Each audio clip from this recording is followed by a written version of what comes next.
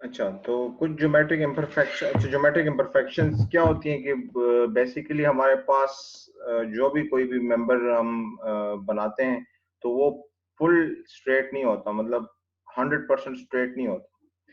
तो उसमें थोड़ा सा टेढ़ापन होता है। उस टेढ़ेपन की वजह से हमारे पास कुछ मोमेंट जनरेट होते हैं। ठीक है, no column is perfectly straight, thus moments are produced. ठीक है, तो कुछ मोमेंट्स जनरेट होते हैं। उस मोमेंट्स की जनरेट होने की वजह से उस पे तो एक पी लोड लग रहा होता है और उस मोमेंट्स भी जनरेट हो रहे होते हैं। सो उसकी वजह से जो हमारे पास, हम तो समझ रहे होते हैं, हम उसको डिजाइन सिर्फ पी लोड के लिए करते हैं, लेकिन उसमें ऑलरेडी कुछ मोमेंट्स जनरेट होते हैं। तो उसके लिए हमें भी इस फैक्टर को भी मद्देनजर रखना चाहिए। ठीक है, तो जो हमारे पास बिहेवियरल चेंजेस आ रही होती हैं बेसिकली इम्परफेक्शन की वजह से, वो इस तरह होती है कि हम आइडियली कंसिडर ये कर रहे होते हैं कि हमारे पास जो डेल्टा है वो बेसिकली क्रिएट हो रहा होता है जब हम पीसीआर वैल्यू पे जाते हैं। क्रिटिकल वैल्यू पे पहुंचते हैं तो तब हमारे पास बकल होना स्टार्ट हो जाता है। लेकिन रियल में हमारे पास ये जो आउट ऑफ स्ट्रेटनेस होता है, थोड़ा सा टेढ़ापन होता है कॉलम में ऑलरेडी, उसकी वजह से जो हमारे पास जो स्ट्रेस जब हम अप्लाई करते हैं तो वो टेढ़ापन इस तरह ज्यादा हो रहा होता है। ठीक है, तो हमारे पास जो पीसीआर की वैल्यू पहुंचने से पहले ही कॉलम यील्ड कर रहा होता है, बकल कर जाता है। सो अच्छा, ये भी नहीं है कि उसके लिए कोई लिमिट नहीं है। There is a limit to this problem. Out of straightness अगर L/500 से कम हो so it is okay.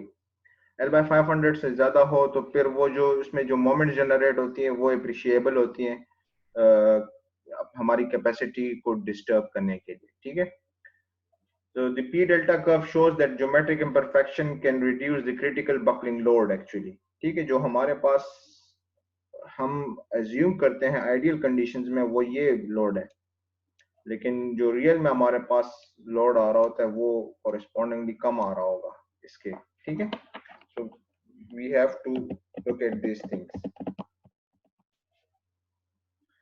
So therefore, to account both the main reasons, we take conservative route। हम थोड़ा सा एक अपने स्ट्रेंथ को थोड़ा सा रिड्यूस करके लेते हैं।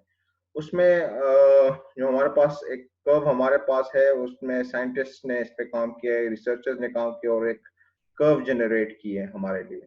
ये वो आइलर बकलिंग वाली कर्व है। आइलर जो इलास्टिक बकलिंग है वो वाली कर्व है, वो हाइपरबोला है। ठीक है, और ये जो है हमारे पास जो हम कर्व फॉलो करेंगे वो ये वाली है। ठीक है, ये वाली है, you will follow this curve. अब इस कर्व में भी हमारे पास कुछ पॉइंट्स हैं कि अगर केएल और आर की वैल्यू, अगर केएल और आर की वैल्यू इससे ज्यादा है, इस पर्टिकुलर वैल्यू से ज्यादा होगी तो वहां पे इलास्टिक बकलिंग होगी। ठीक है, उसमें इन इलास्टिक बकलिंग के चांसेस नहीं होते। और अगर केएल और आर की वैल्यू इस पर्टिकुलर वैल्यू से कम है, ठीक है, अगर इस पर्टिकुलर वैल्यू से कम है तो फिर उसमें इलास्टिक बकलिंग होगी। अब इलास्टिक बकलिंग के लिए हमारे पास ये फार्मूला है स्ट्रेस कैलकुलेशन के लिए, और इनलास्टिक बकलिंग के लिए हमारे पास ये फार्मूला है स्ट्रेस कैलकुलेशन के लिए। तो FCR is equal to 0.877 FE।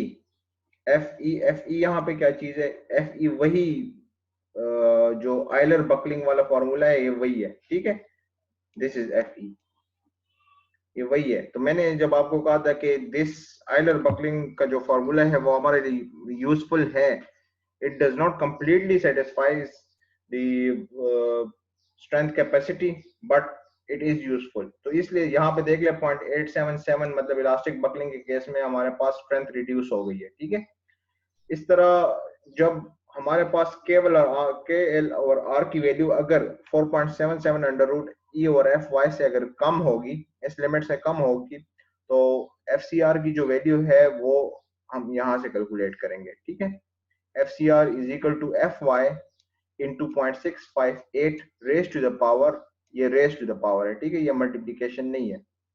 F Y और एफ ई।